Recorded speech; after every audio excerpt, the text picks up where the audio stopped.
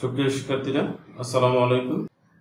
Chittagong college school and কলেজের পক্ষ থেকে তোমাদের সবাইকে স্বাগত জানাচ্ছি। আশা করি তোমরা সবাই ভালো আছো এবং সুস্থ আছো। আলহামদুলিল্লাহ, আমি ভালো আছি এবং সুস্থ আছি।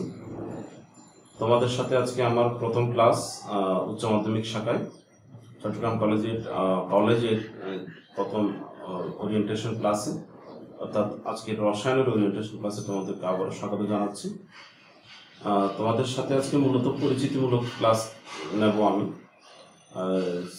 তাই আশা করি তোমরা তোমাদের পরিচয়টা কমেন্ট বক্সে তোমরা উল্লেখ করবে, রোল নম্বর সহ। এভাবে আমিও আমার পরিচয় দিচ্ছি। আমার নাম মোহাম্মদ মোর্শেদ আলম। আমি বিএসসি অনার্স রসায়ন প্রথম শ্রেণী, এমএসসি রসায়ন প্রথম শ্রেণী, বিএড প্রথম শ্রেণী, বিসিএস নন ক্যাডার 34তম বিসিএস থেকে নিয়োগপ্রাপ্ত সহকারী শিক্ষক, Chittagong collegiate school and college. তাছাড়া আমি বিগত 2012 থেকে 2017 পর্যন্ত চিটাগাং আইডিয়াল কলেজে লেকচারার হিসেবে ছিলাম। চট্টগ্রাম শিক্ষা বোর্ডের পরীক্ষক এবং নিরীক্ষক হিসেবে নিয়োজিত ছিলাম।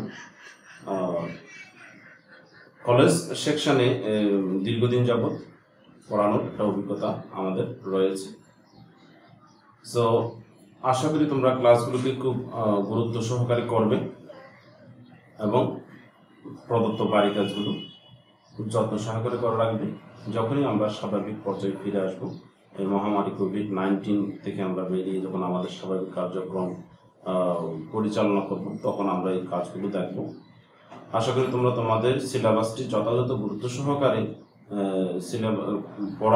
সিলেবাসের পড়াগুলো অর্থাৎ তোমাদের উচ্চ মাধ্যমিক শাখার যে পাঠ্যবইয়ের যে টপিকগুলো আছে বা যে চ্যাপ্টারগুলো আছে, সেই চ্যাপ্টারগুলো ধারাবাহিকভাবে পড়ে যাবে এবং কাজগুলো করে রাখবে। প্র্যাকটিস হচ্ছে মূল বিষয়, কারণ প্র্যাকটিস না থাকলে, পড়াশোনার প্র্যাকটিস না থাকলে, তাহলে এই তোমাদের যে শিক্ষা, এই শিক্ষাটা কিন্তু যথাযথ থাকে না, এটা ভুলে যায়। অনেক সময় এগুলো চড়চড়াভাবে যেমন মরিচা ধরে যায়, সেই রকম যে তোমার জ্ঞানটাও বেশিভাবে বিকশিত করার জন্য তোমাকে অবশ্যই প্র্যাকটিস করতে হবে। তো প্রত্যেকটা পড়া যখন তুমি একবার পড়বে, যতটুকু বুঝবে, দ্বিতীয়বার পড়লে তার দেখবে তার চেয়ে একটু বেশি বুঝতেছো, ঠিক আছে? এইভাবে তুমি প্রত্যেকটা পাঠকে একটু রিভিশনে রাখবে। আমরা যখন ক্লাসটা শেষ করব, শেষ করার পরেও তুমি সুযোগ পেলে বা সময় সুযোগ থাকলে তুমি আরেকবার বা এর পরবর্তীতে সময় তুমি এগুলো করবে, প্র্যাকটিস করবে, বারবার অনুশীলন করবে, তাতে করে তোমাদের পড়াটা আরো একটু মজবুত হবে।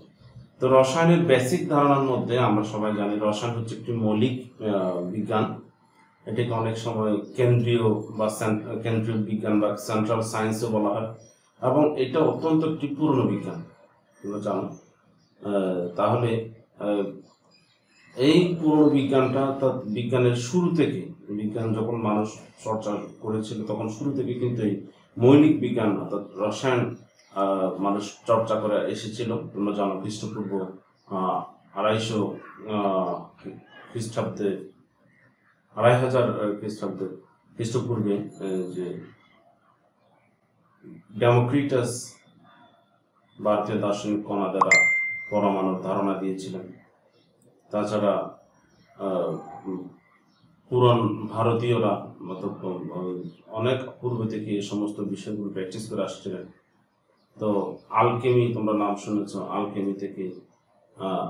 আলকেমিতে শব্দ হচ্ছে আলকেমিয়া থেকে, যেখান থেকে রসায়নের মূলত গবেষণা ভিত্তিক রসায়নের যে সূচনা, সেটা হচ্ছে আলকেমিয়া থেকে। সেই আলকেমিয়া থেকে মূলত কেমিস্ট্রি শব্দটা এসেছে। রসায়নকে অধ্যয়ন করতে হলে মূলত রসায়ন কি নিয়ে আলোচনা করে? রসায়ন মূলত পদার্থের গঠন, পদার্থের ধর্ম, পদার্থের সৃষ্টি, পদার্থ থেকে শক্তি কিভাবে পাওয়া যায় বা শক্তিগুলোর ব্যবহার, পদার্থগুলোর ব্যবহার, এই বিষয়গুলো নিয়ে মূলত আলোচনা করে থাকে।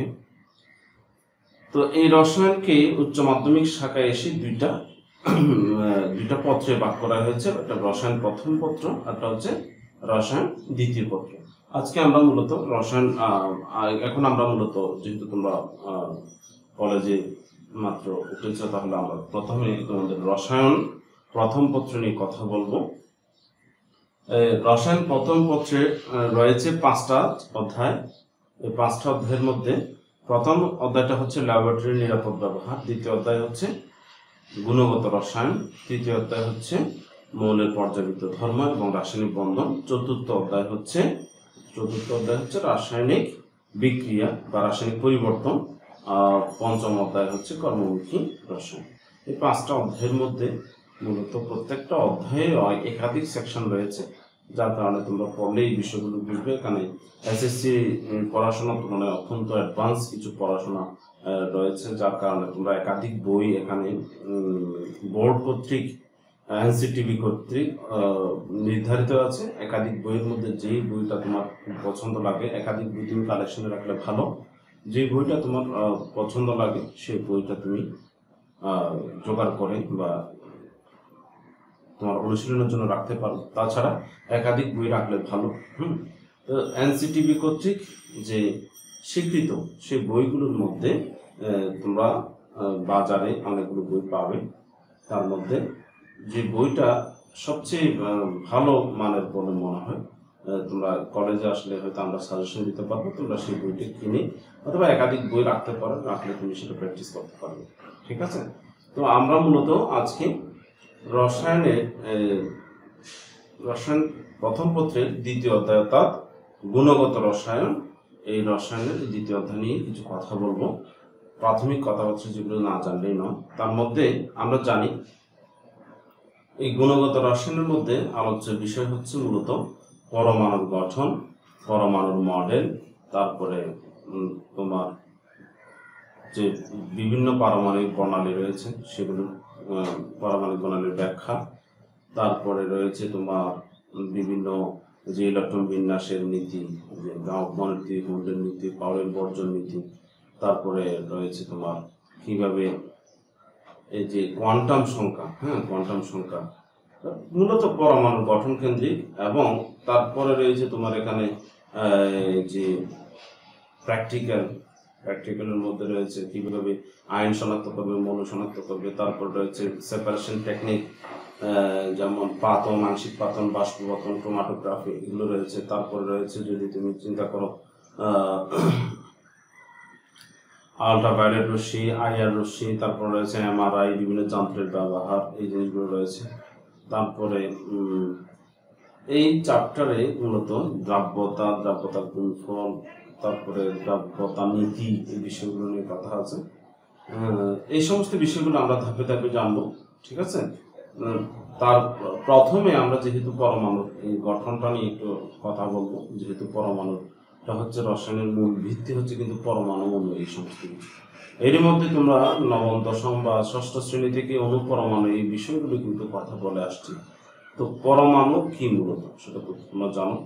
তা আমি পরমাণু নিয়ে একটু আরেকটু ধারণা দিতে চাই। পরমাণুর ধারণাটা মূলত যে খ্রিস্টপূর্ব 2500 বছর পূর্ব থেকে যেটা চলে আসছে, যে প্র্যাকটিস চলে আসছে, ডেমোক্রিটাস বলেছিলেন যে পদার্থকে ভাঙতে ভাঙতে একটি ক্ষুদ্রতম কণা পাওয়া যাবে যেটাকে আর ভাঙা যায় না।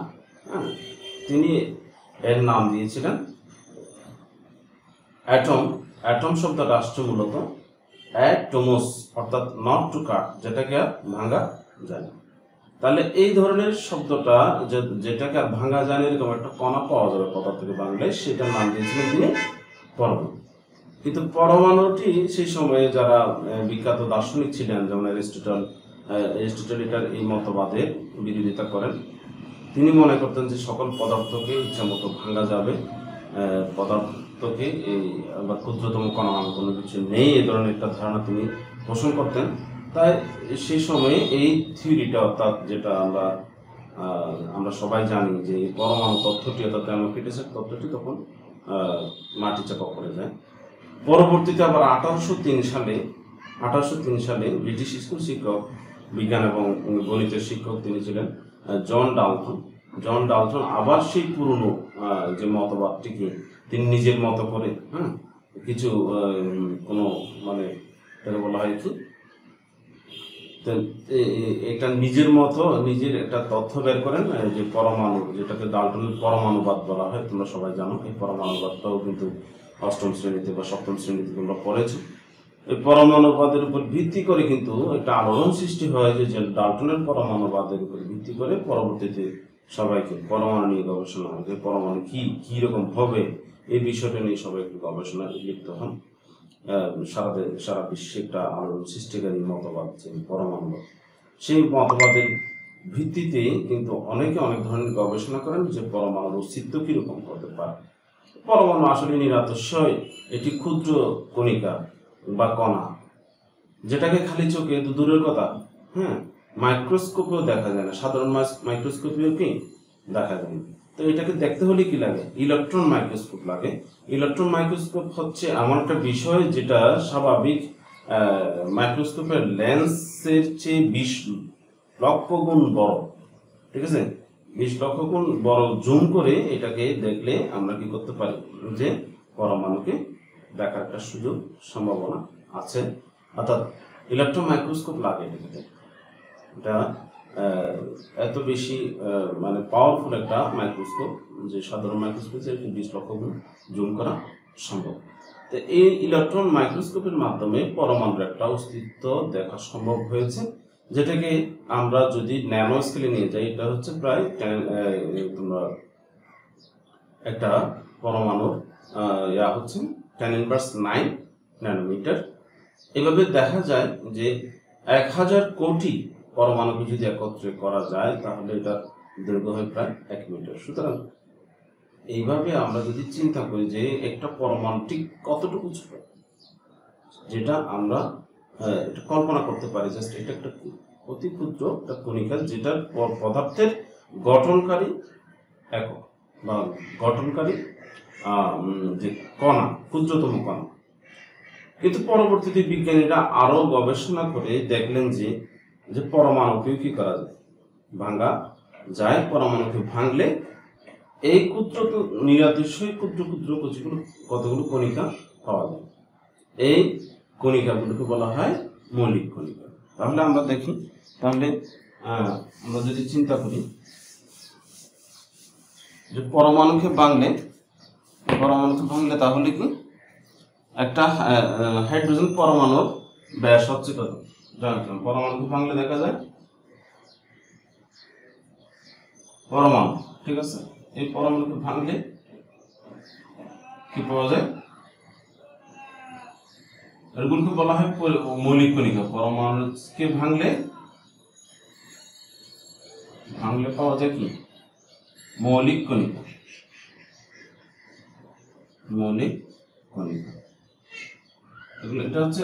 এটাকে ইংলিশে বলা হয় অ্যাটম, ফান্ডামেন্টাল পার্টিকলস।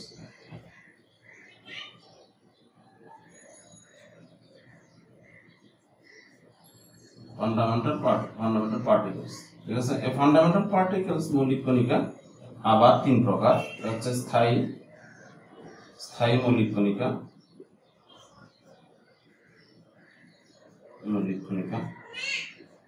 দুই নাম্বার হচ্ছে অস্থায়ী মৌলিক কণিকা,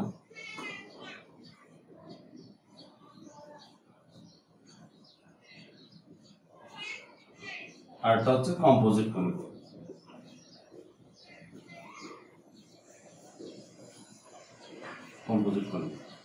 দেখো এই তিনটা আমরা মৌলিক কণিকা, 3 ধরনের মৌলিক কণিকা পাওয়া যায়। এগুলো কিন্তু পরমাণুকে ভাঙলে এই স্থায়ী মৌলিক কণিকা কিন্তু গুরুত্বপূর্ণ বিষয়। স্থায়ী মৌলিক কণিকা হচ্ছে তোমার যে কণিকাগুলো পরমাণুতে স্থায়ীভাবে বসবাস করে। অস্থায়ী মৌলিক কণিকা নিশ্চয়ই বুঝতে পারছো, যেগুলো পরমাণুতে স্থায়ীভাবে বসবাস করে না, তবে এগুলো অস্তিত্ব আছে। কিন্তু কম্পোজিট কণিকা, এই ধরনের কণিকাগুলো হচ্ছে সৃষ্টি হওয়ার সাথে সাথে অন্য একটা রশ্মিতে পরিণত হয়ে যায়। তার মানে এগুলো একেবারেই অস্থায়ীর তুলনায় অন্যরকম এক ধরনের বিশেষ ধরনের কণিকা। তাহলে এই যে অস্থায়ী কণিকা এবং স্থায়ী কণিকার মধ্যে রয়েছে, তোমরা নিশ্চয়ই জানো, এগুলো নবম দশম শ্রেণীতে পড়েছ। স্থায়ী মৌলিক কণিকা হচ্ছে কি? Electron,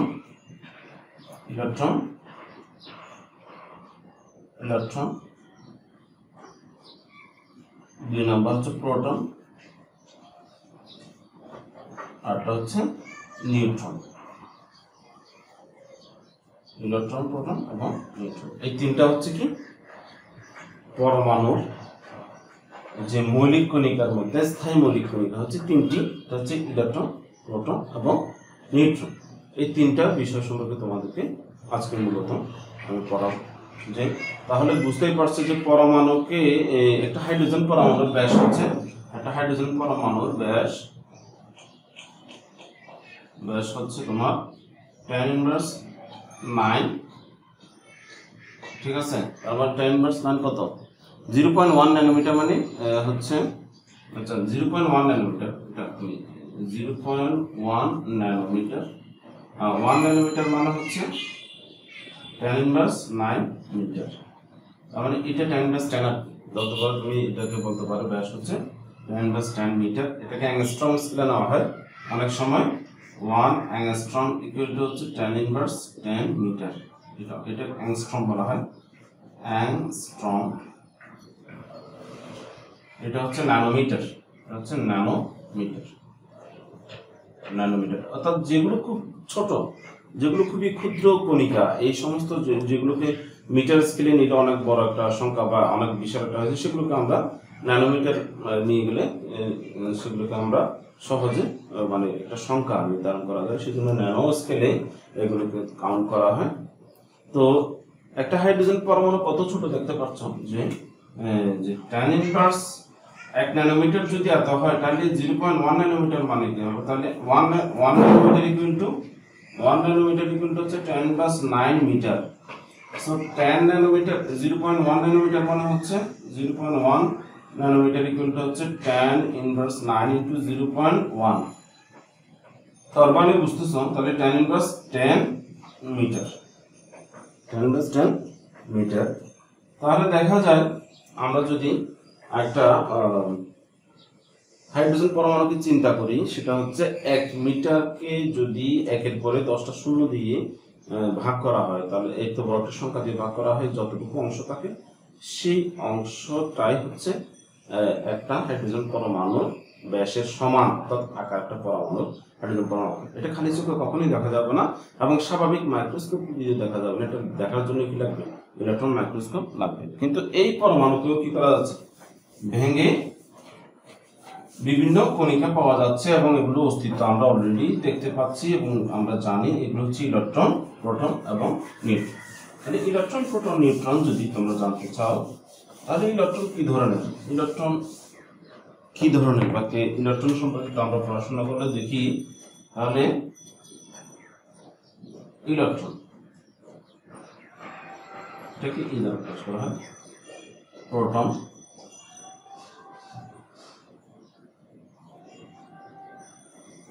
neutron.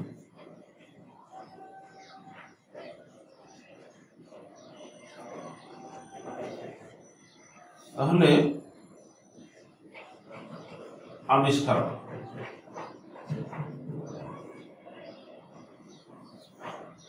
ইলেকট্রন কে আবিষ্কার করেন সেটা যদি জানতে চাও, তাহলে এটা 1897 সালে জে থমসন, 1897 সালে স্যার জে থমসন খ্যাতপ্রসিদ্ধ পরীক্ষার সময় ইলেকট্রনের অস্তিত্ব আবিষ্কার করেন আর নামকরণ করেন স্টোনি, জে স্টোনি, নামকরণ করেন জে স্টোনি, নামকরণ করেন।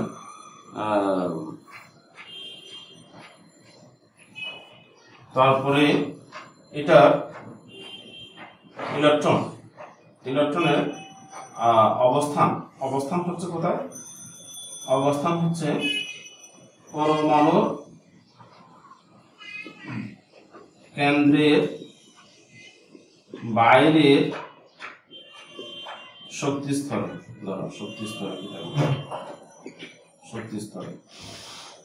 তারপরে বাইরের শক্তি স্তরে অবস্থান।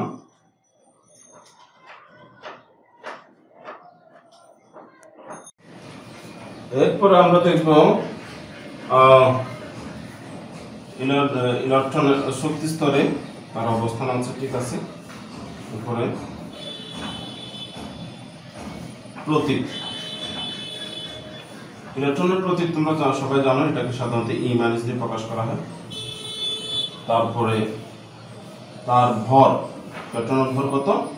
ইলেকট্রনের ভর হচ্ছে 9.1 ইন্টু 10 ইনভার্স 28 গ্রাম, অথবা 9.1 ইন্টু 10 ইনভার্স 31 কেজি ভর। তারপরে চার্জ হচ্ছে তোমার 1.6 ইন্টু 10 ইনভার্স 19 কুলম। আর আপেক্ষিক যদি চিন্তা করো, আপেক্ষিক আধান বা আপেক্ষিক চার্জ যদি চিন্তা করো, তাহলে আপেক্ষিক মানে উন্নতের সাথে তুলনামূলক, তাহলে আপেক্ষিক আধান বা চার্জ, আপেক্ষিক আধানকে আমরা -1 ধরতে পারি, ঠিক আছে। তারপরে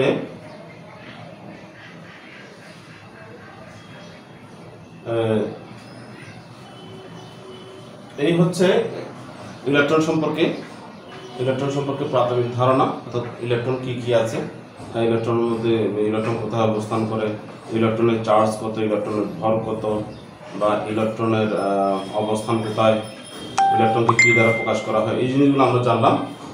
একইভাবে আমরা দেখব প্রোটনটা 1886 এ এটা মূলত আবিষ্কার করেন জার্মান বিজ্ঞানী গোল্ডস্টাইন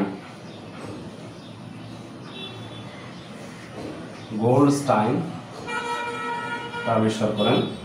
তবে নামকরণ করেন হচ্ছে 1907 সালে নামকরণ করেন, 1907 সালে নামকরণ করেন হচ্ছে জেমস জে থমসন।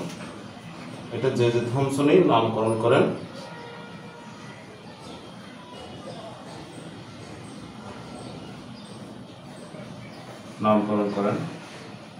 তারপরে অবস্থান কোথায় তোমরা সবাই জানো, প্রোটন অবস্থান করেন পরমাণু কেন্দ্রে বা নিউক্লিয়াসে তার অবস্থান, নিউক্লিয়াসে। তারপর প্রতীক হচ্ছে পি, তোমরা জানো সবাই। ভর হচ্ছে কত? প্রোটনের ভর হচ্ছে 1.6725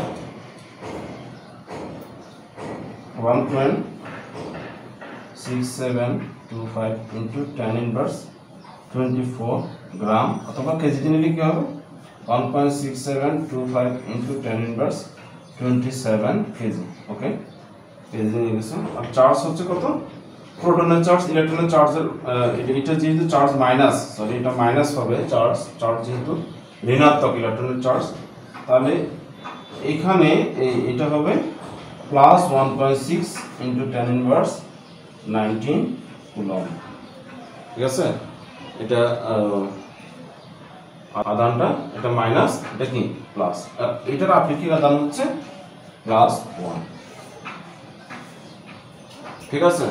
আর নিউট্রন আমরা সবাই জানো, নিউট্রনটা মূলত একটা আধানবিহীন একটা কণিকা, ঠিক আছে। এই রাদারফোর্ড এটা আবিষ্কার করেন, যে এটা মূলত 1920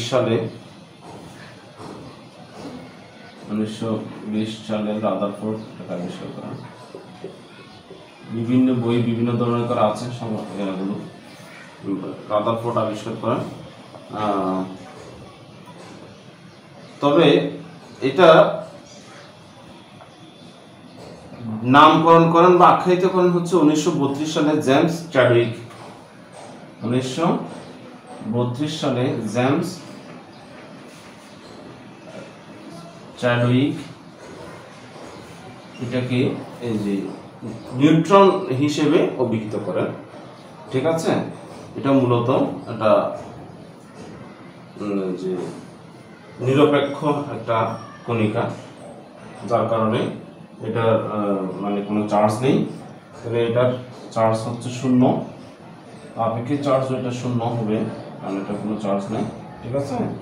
তার বর হচ্ছে কিন্তু এটা প্রায় সমান। আর প্রতীক, এটা নিশ্চয়ই পরমাণুর কেন্দ্রে, তোমরা জানো এটা পরমাণুর কেন্দ্রে বা নিউক্লিয়াসে অবস্থান করে, নিউক্লিয়াসে এটি অবস্থান করে। তারপরে এটাকে ছোট হাতের n দ্বারা প্রকাশ করা হয়। এটার ভর হচ্ছে প্রায় প্রোটনের সমান, 1.675 into 10 inverse 24 গ্রাম, বা কেজিতে নিয়ে গেলে 1.675 into 10 inverse 27 কেজি। এই হচ্ছে ইলেকট্রন, প্রোটন এবং নিউট্রনের মধ্যে একটি আপেক্ষিক তুলনা, বা তাদের কি কি আছে, ভর কত, চিহ্ন কি দিয়ে প্রকাশ করা হয়, তাদের আধান কি, যেহেতু এই সমস্ত বিষয়গুলো আমাদের অবশ্যই জেনে রাখা দরকার আছে। ঠিক আছে, এই বিষয়টা যদি তোমরা আজকে জেনে থাকো তাহলে তোমাদের জন্য আজকে পড়া হবে যে পড়া তোমাদের জন্য আজকে বেশি পড়া নেই, সামান্য পড়া দেবো। তাহলে এই যে আমরা স্থায়ী এগুলো করলাম, তোমরা বই থেকে অস্থায়ী কণা সম্পর্কে ধারণা লাভ করবে। তারপরে বাড়ির কাজ,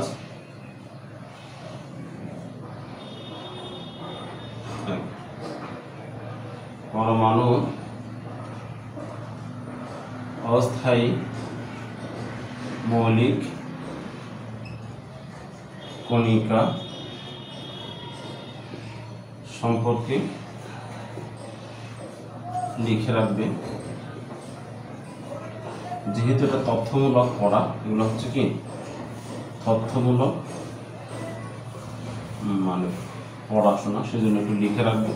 2,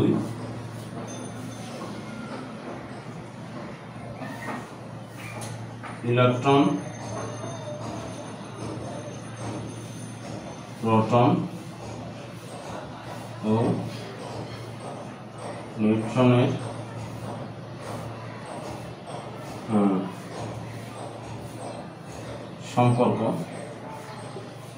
সম্পর্ক এবং ভর সংখ্যা,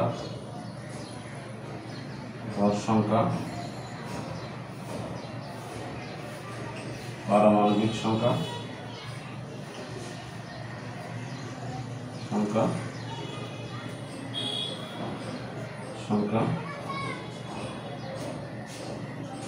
ইত্যাদি নির্ণয়।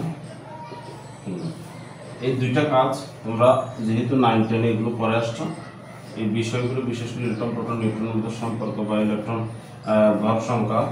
ভর সংখ্যার সাথে এই সমস্ত বিষয় সম্পর্ক, এই বিষয়গুলো তোমরা জানো। যেমন ভর সংখ্যাকে দ্বারা প্রকাশ সমান Z প্লাস প্রোটন সংখ্যা প্লাস নিউট্রন সংখ্যা। এইখান থেকে আবার যতটা প্রোটন আছে ঠিক ততটা কি থাকে, এটা নিরপেক্ষ। পরমাণুতে যতটা প্রোটন থাকে ঠিক ততটা ইলেকট্রন থাকে। তারপরে আবার প্রোটনের সংখ্যা, ভর সংখ্যা জানা থাকলে সেখান থেকে প্রোটন সংখ্যা বাদ দিলে নিউট্রন সংখ্যা বের করা যায়। এইভাবে প্রত্যেকটা বিষয় নিয়ে আমরা সম্পর্ক তৈরি করতে পারি। এই বিষয়গুলো তোমরা ক্লাস 9, 10 পড়েছো, এই বিষয়গুলো আর একটু পড়াশোনা করা লাগবে, এবং ইন্টারমিডিয়েট বই থেকে কী কী তথ্য আছে এই বিষয়গুলোতে, রসায়ন প্রথম পত্রে 2য় অধ্যায়ে এই বিষয়গুলো নিয়ে কী ধরনের কথাগুলো আছে বা কী ধরনের পড়াগুলো আছে, এগুলো তোমরা একটু পড়ে রাখো। সবাইকে ধন্যবাদ।